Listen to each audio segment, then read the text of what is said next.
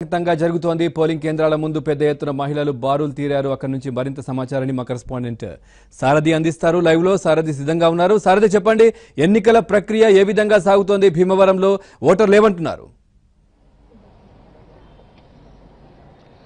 పవన్, భీమవరంలో పోలింగ్ ప్రశాంతంగా జరుగుతుంది. ఉదయం నుండే పోలింగ్ బూత్ల వద్ద పెద్ద సంఖ్యలో ఓటర్లు క్యూ లైన్లో ఉండడం కనిపించింది. ఎక్కువగా మహిళలు కూడా ఓటు హక్కు వినియోగించుకున్నటువంటి విజువల్స్ మనం చూడొచ్చు. మనం పెద్ద సంఖ్యలో రెండు లైన్లలో ఇక్కడ ఉన్నారు. ఇవే కాకుండా ఇక రెండు బూతులు ఈ భీమవరం ఉన్నటువంటి ఝాన్సీ లక్ష్మీబాయి స్కూల్లో ఏర్పాటు చేసిన 4 బూతుల్లో కూడా అందులో 2 బూతుల్లో మహిళలే ఉన్నాయి. ఆ 2 బూతుల్లో కూడా మనకు పెద్ద పెద్ద క్యూస్ కనిపిస్తున్నాయి. ఉదయం నుంచి కూడా, అంటే పోలింగ్ ప్రారంభానికంటే ముందే ఇక్కడికి పెద్ద సంఖ్యలో మహిళలు, వృద్ధులు ఎక్కువగా చేరుకున్నారు. అయితే కొద్దిసేపు దాదాపు ఒక 45 మినిట్స్ ఈవీఎంలు ప్రారంభం కాలేదు. అది మొరాయించడంతో కాస్త పోలింగ్ ఆలస్యం అయిపోయింది.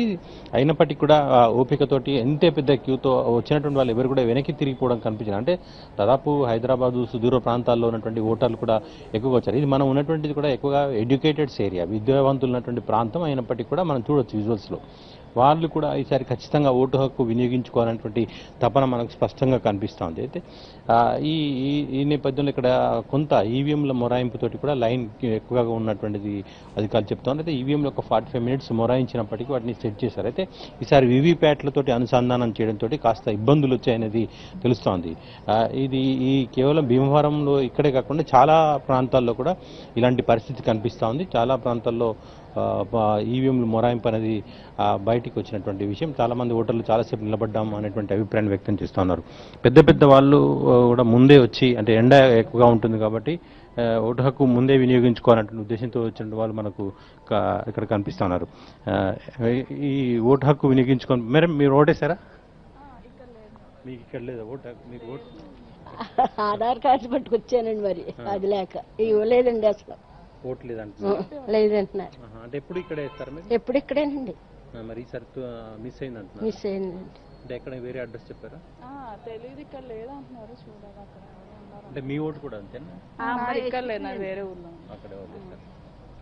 ఇక్కడ కొంతమంది చాలా కాలంగా ఇదే పోలింగ్ బూత్ లో ఓటు హక్కు వినియోగించుకుంటున్నటువంటి వాళ్ళు ఉన్నారు. కానీ వాళ్ళ ఓటు ఇక్కడ లేదని చెప్పడంతో మళ్ళీ వెనక్కి తిరిగిపోవడం కూడా కనిపిస్తుంది. అయితే అయినప్పటికీ కూడా చాలాసేపు, దాదాపు 7 o'clock కంటే ముందుగానే ఇక్కడికి వచ్చినటువంటి వాళ్ళు 6:30కే వచ్చింది. మనం చూడొచ్చు లెఫ్ట్ సైడ్ లో పురుషుల క్యూ లైన్ కూడా చాలా పెద్ద క్యూ లైన్ కనిపిస్తోంది.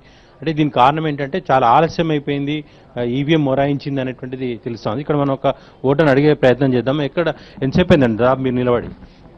More than half an hour. And the people are waiting for more than 1.5 hours now. కారణం ఏం చెప్తున్నారండి?